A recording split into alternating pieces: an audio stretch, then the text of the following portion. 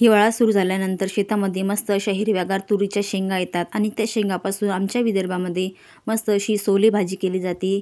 तुरीच्या दाण्यांची मस्त, काही भागात आमटीसुद्धा म्हणतात. खूप छान लागते. हिवाळ्यामध्ये शेंगा आल्यानंतर ही आवर्जून केली जाते. याचे खूप सारे प्रकार आमच्या विदर्भामध्ये केले जातात. तुमच्यासोबत मी सर्व रेसिपी शेअर करणार आहे मंडळी. आधी आपण ही चवदार अशी सोलेची भाजी बघूया कशी बनवायची आहे ते. खूप छान अशी मस्त भन्नाट लागते मंडळी. चला आता वेळ न घालता रेसिपीला सुरुवात करूया. त्यासाठी लागणार आहे आपल्याला तुरीच्या शेंगा. हे शेतामधून आणलेल्या तुरीच्या शेंगा आहे. बाजारामध्ये सुद्धा ह्या मिळतात. आणि आता आपण हे सोलून घेऊया. सोलायच्या कशा ते तुम्हाला मी सांगते. शेंग घेतल्यानंतर अशी मधून मोडायची आणि नंतर त्यामधला दाणा काढायचा. सोपा जातो सोलायला. अशा पद्धतीने सर्व दाणे आता मी काढून घेते. पुन्हा एक तुम्हाला सोलून दाखवते. मधून मोडल्यामुळे सोपी जाते सोलायला मंडळी. तुम्ही अशा पद्धतीने दाणे इझिली काढू शकता. आता सर्व दाणे मी अशाच पद्धतीने काढून घेतलेले आहे, पाहू शकता तुम्ही. आणि आता आपण हे भाजून घेऊया. किडका वगैरे असेल तो काढून टाकायचा. इकडे पातेलं ठेवलेलं आहे गरम करायला. त्यामध्ये आता आपण हे दाणे भाजून घेऊया. गरम झालेलं आहे पातेलं. सर्व दाणे यामध्ये टाकायचे आहे. लो फ्लेमवर आपल्याला छान असे दाणे भाजायचे. त्यामध्ये तुम्ही हिरवी मिरची टाकू शकता आवडीनुसार. थोडेसे आधी भाजून घेऊया. हिरवी मिरचीचा वापर करा या भाजीमध्ये, खूप छान लागते हिरवी मिरची. थोडेसे भाजलेले आहे तुम्ही पाहू शकता. आता यामध्ये हिरवी मिरची टाकलेली आहे मी. तुमच्या आवडीनुसार तुम्ही कमी जास्त प्रमाणाचं करू शकता. आता पुन्हा आपल्याला थोडा वेळ भाजायचे आहे. जास्त वेळ भाजायची याला गरज नाही. 2 ते 3 मिनिटात हे सोले भाजून होतात. तुम्ही पाहू शकता सोल्याचा आता कलर चेंज झालेला आहे. आता थंड होण्यासाठी आपण एका डिशमध्ये हे काढून घेऊया.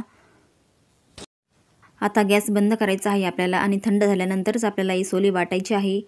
एका ताटामध्ये मी काढून घेतलेले होते आणि थंडसुद्धा झालेले आहे. आता मिक्सरच्या भांड्यामध्ये हे सोले सर्व टाकून दिलेले.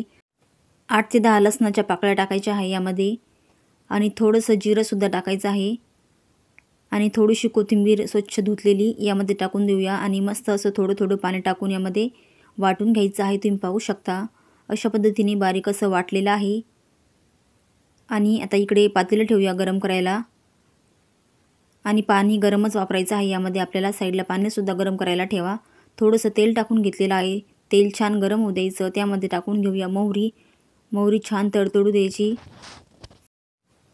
मोहरी छान अशी तडतडलेली आहे. आता यामध्ये थोडंसं जिरं टाकूया. जिरं छान असं आपल्याला फुलू द्यायचं आणि नंतर लगेचच यामध्ये आपल्याला थोडीशी हळद टाकायची आणि आपण वाटून घेतलेलं मिश्रण सर्व यामध्ये टाकून द्यायचं आहे. आणि गरम पाणी आपल्याला जसं पातळ किंवा घट्ट आवडते त्याप्रमाणे तुम्ही गरम पाणी यामध्ये टाकू शकता. मिक्सरच्या भांड्यामध्ये थोडंसं गरम पाणी घेतलेलं मी. अजून थोडंसं टाकलेलं आहे आणि मिक्स करून घेऊया आणि चवीनुसार मीठ टाकून घेऊया आणि पुन्हा एकदा मिक्स करूया. खूप साधी सोपी पद्धत आहे मंडळी. तुम्ही ट्राय करून बघा ही पद्धत भाजीची. आता तुम्ही पाहू शकता मस्त अशी वरती असा फेस आलेला आहे. आपली भाजी शिजलेली आहे. आपल्याला फुटू द्यायची नाही, उकळी येऊ द्यायची नाही या भाजीला. असं थोडंसं फुलल्यासारखं झालं वरती लगेच आपल्याला गॅस बंद करायचा. तुम्ही पाहू शकता भाजी आपली तयार झालेली आहे. आणि आता एका डिशमध्ये आपण ही भाजी काढून घेऊया. मंडळी तुम्ही पहिल्यांदा चॅनलवर आला असाल तर चॅनलला सबस्क्राईब करा आणि त्या शेजारचं बेल आयकॉन दाबून ऑलवर क्लिक करा. म्हणजे मी जेव्हा रेसिपी व्हिडिओ टाकेल तेव्हा तुमच्यापर्यंत रेसिपीचे अपडेट येईल. मंडळी तुम्हाला आजची रेसिपी कशी वाटली कमेंट करून सांगा आणि रेसिपी आवडली असेल तर एक लाईकसुद्धा करा. आजची रेसिपी शेवटपर्यंत पाहिल्याबद्दल तुमचे मनापासून खूप खूप धन्यवाद मंडळी. भेटूया अशाच मस्त छान झणझणीत चमचमीत भन्नाट टेस्टी रेसिपीमध्ये. बाय बाय मंडळी.